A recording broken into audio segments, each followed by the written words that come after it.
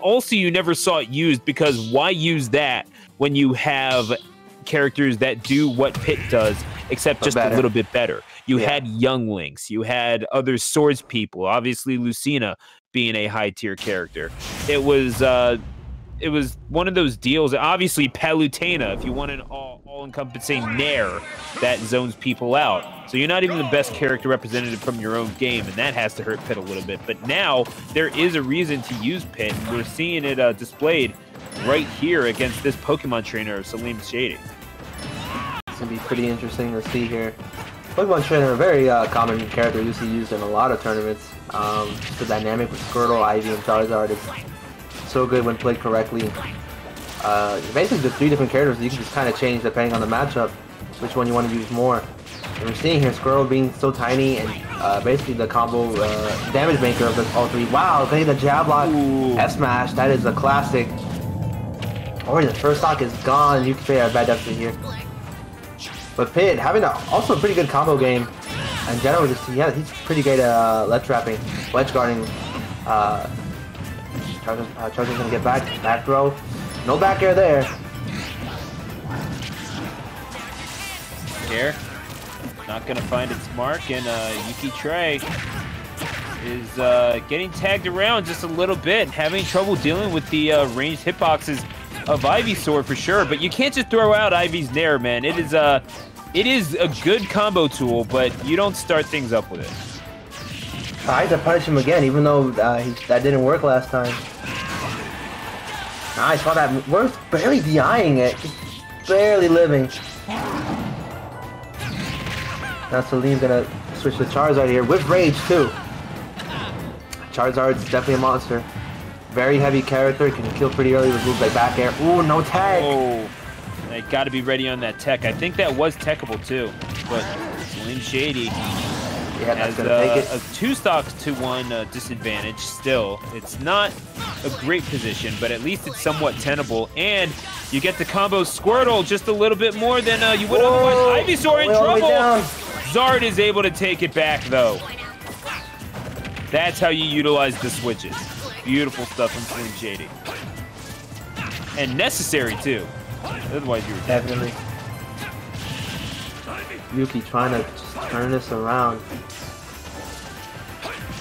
Yeah, realizing he's doing pretty well though. He is holding the corner pretty well actually. Yeah, nice, definitely. Brad. And ooh, he waited out. He had the right idea.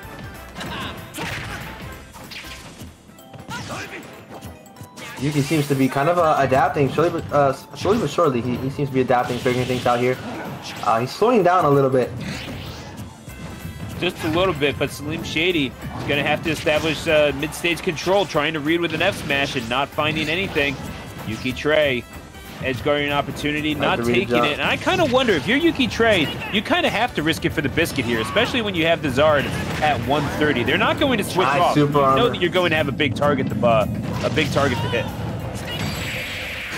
Wow. Oh, but that's going to do it. The up air, taking it off of the top of Final Destination, and Saleem Shady with a 2-stock victory. That opening gambit paying dividends big for that big blue Zard.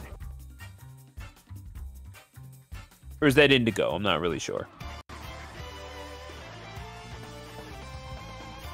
Well, whatever. Blue's the big and blue. That's an alliteration. I'm going with that. Either way, YukiTrey having trouble dealing with a lot of the offensive maneuverability. And it really came down to, even though we saw Saleem Shady spend a lot of time on Ivysaur, it seemed like that was kind of their least effective mon. They were having a really hard time dealing with Squirtle, and the close down speed that they provided only really got that 1 carry off of the ledge that almost resulted in a kill. But Saleem Shady, again, with that quick thinking, in order to survive, not getting anything with Ivysaur to recover. So you switch over to the Zard, get the fly, and you saved yourself a stock. This could have been a much closer game without that. For sure, for sure. Now we're going to see how Yuki changed things up here. That first stock really seemed to almost seal the deal that first game. Just getting comboed and then hit by the jab block, and then he had to work so hard to get try to even things up. As I said, that Yuki wasting no time, going off stage as far as he can with the multiple jumps. Yeah, gonna punish that jab. Yuki was not mashing there. That Squirtle side B is such a good move. Like it just kind of goes through things. The only way you can really counter it is if it's you jump on it. And even then, when do players actually jump on Squirtle side B? He's looking pretty even right now. Oh, did Saleem do that on purpose to bait him out? Well, anyway, because of that, he's gonna take the first stock. Now Yuki down, not by too much. Ivy's not too hard to kill, but then again, Ivy's really good at just maneuvering around, using Razor Leaf and Nair to block people out.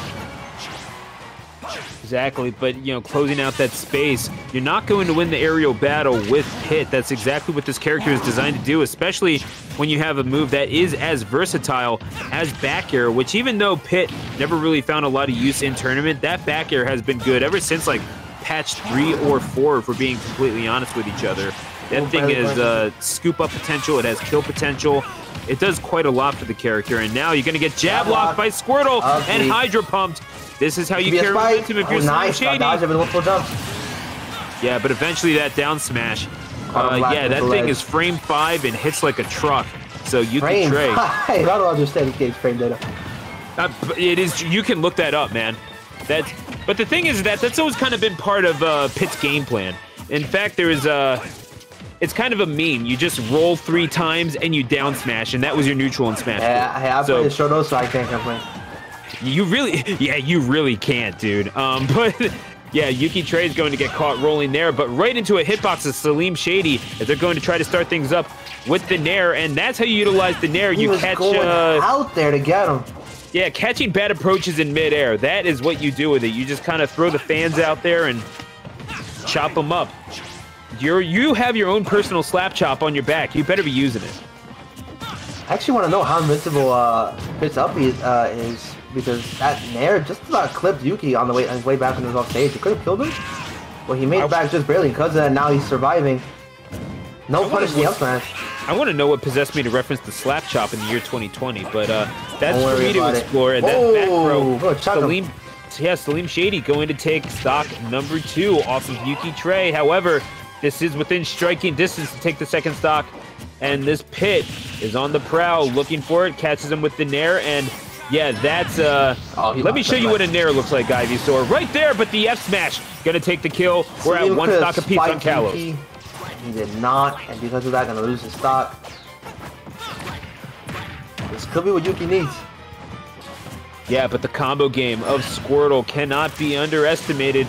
And yeah, even though you really don't want to be getting into the aerial dogfight with Pit, if you find yourself an advantage, you're Squirtle, you have to start going in for the kill. You can smell blood on the Ivysaur down air. Saleem Shady, the JV2, courtesy of that big bulbous blow with the down air. Saleem Shady, the 2-0 set victory. And that Pokemon trainer is going to carry the squad. I feel like Ivysaur just called Yuki a slur. Sorry? That move is offensive. Yeah, it kind of is. And yeah, you want to talk about memes? Oh my gosh, Ivysaur's up air and down air.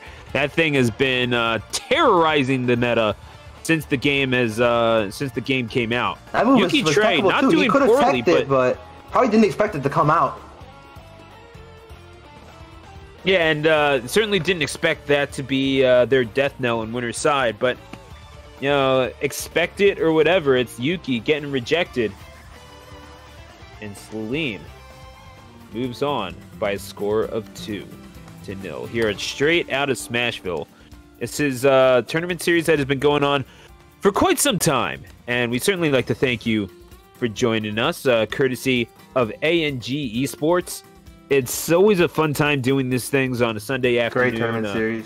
We know that you could be doing anything in the world, especially after how crazy this week has been, and I know certainly those of you watching stateside, but also around the world,